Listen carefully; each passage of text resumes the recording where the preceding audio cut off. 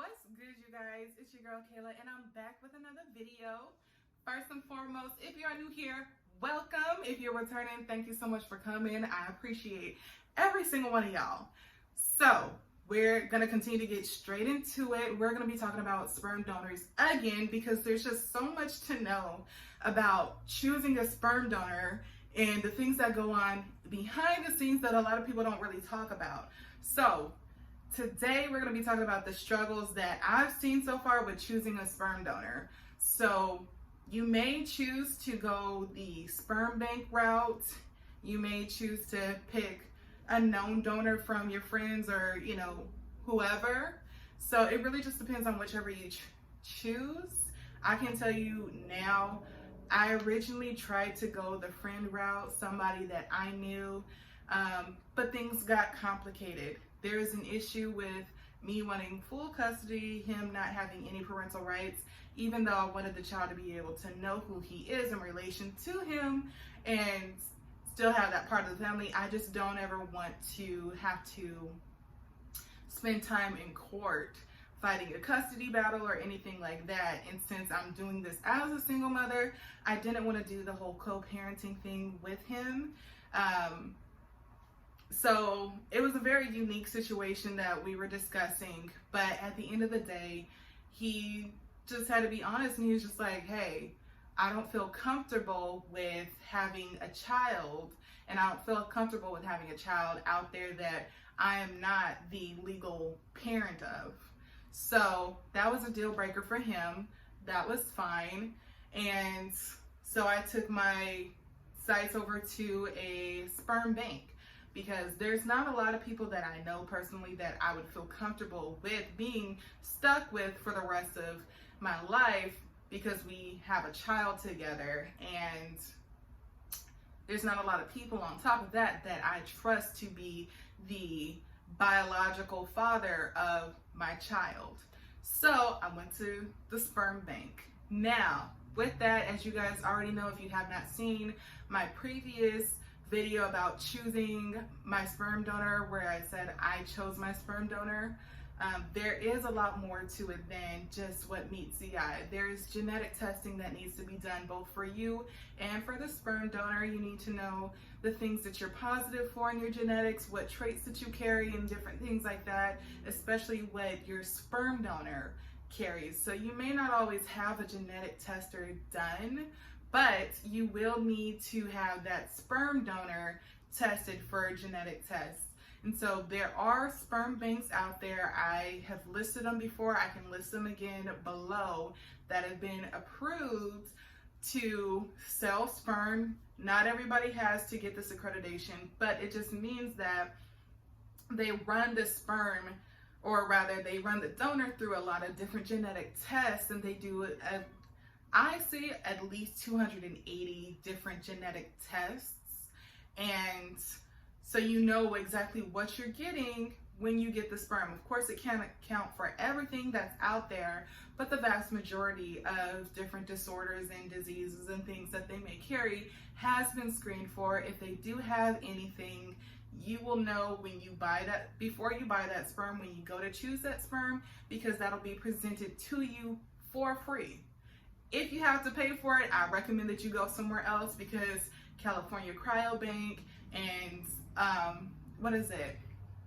Seattle Cryobank, the Fertility Center of California, and there's another one in Washington that I can't remember the name of, but those ones will provide that genetic testing for you when you're looking through the donors to help you decide which donor that you want to do for a pre-screening type of thing.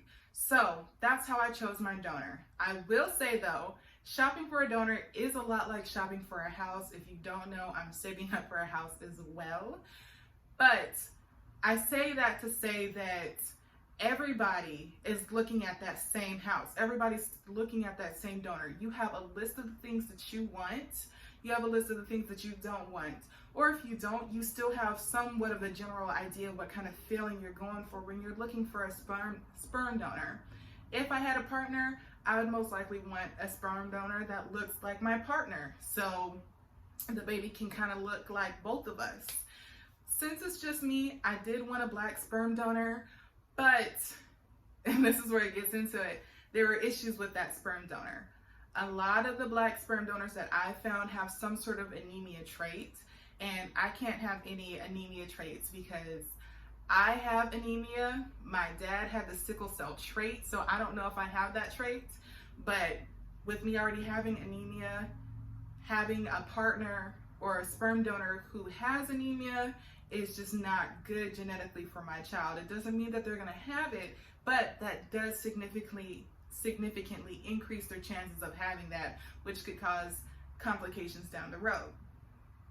So the first donor that I found that I was just so set on was through California Cryobank. He was a black donor.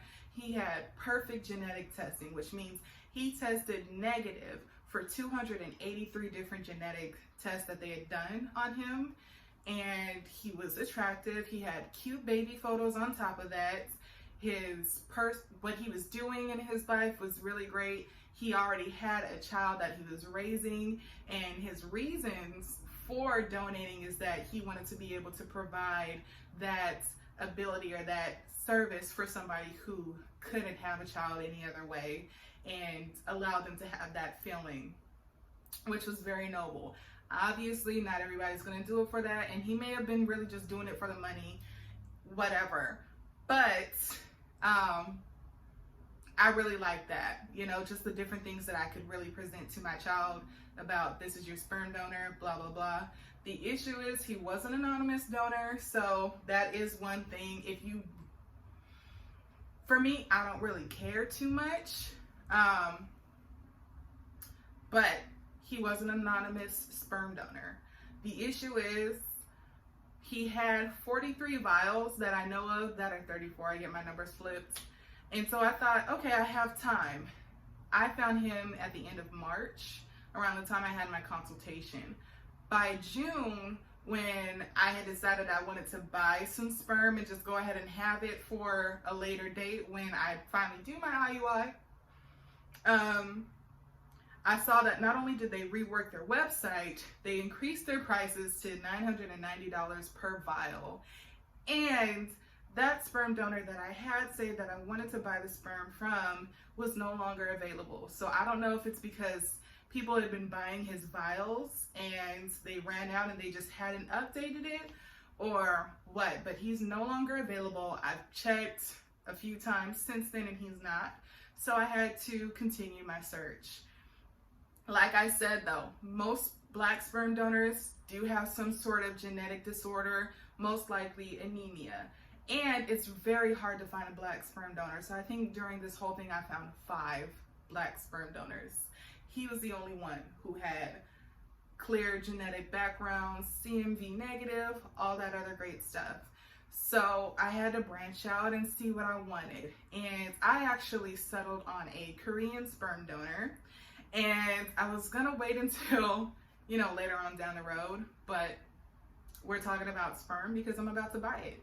So he is Korean. He has perfect genetic testing, you know, history. He's negative for everything, CMV negative, everything. I got to see his baby pictures, some pictures from him in late elementary, early middle school, and he is super adorable.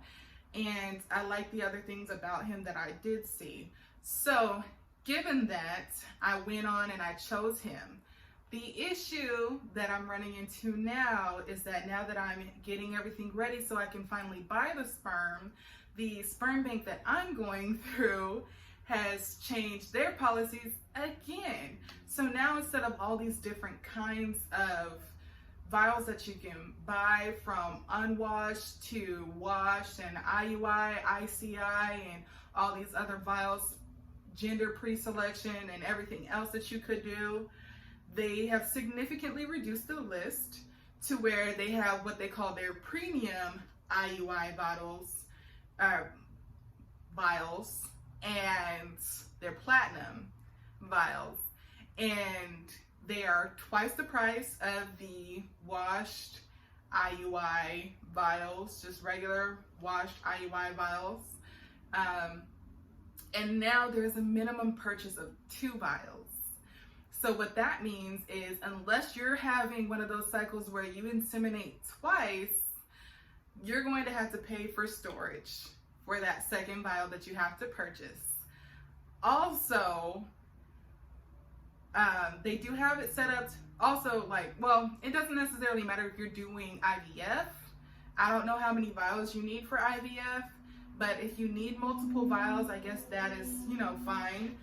But that's something to think about. So if you wanted to do 1 vial at a time, then that's going to change things. And not to mention them doubling their price. So what you would have gotten for 2 vials, now you're paying for 1, and there's going to be wrenches thrown in your path while you're trying to conceive. This is one of those. So I'm at a place where I can either buy the 2, pay the storage for the extra vial, or I can buy 4. Now, they said if you buy 4 or more vials, you get the first 6 months of storage free. That's a very common thing at these sperm banks that I'm seeing. If you buy a certain amount of vials, whether it be 3 or 4, you get free storage for 6 months to a year, whatever. Storage can be anywhere between $70 a month to like $100 a month, or you can prepay for the year, or whatever you decide to do. So I'm in a place right now where I have to decide, which one do I want to do? I know realistically speaking, I may not get pregnant my first time around. So I'm gonna have to buy more vials. And when I do get pregnant, I do want to have some vials of this donor left over in my, not physically in my possession, but in storage. That way, once I do have my baby, when it's time for me to get pregnant again, I can still use the same donor.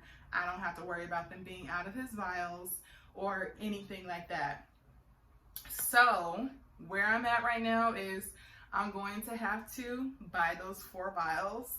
I'd rather just do that and just buy more as I run out, as I continue to try. And then when I do become pregnant, I can make sure that I still have those vials in storage and we're good to go.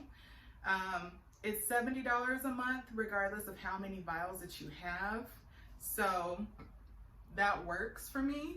I can afford that, it's fine. But yeah, these are just things that people don't really mention when you're looking for a sperm donor.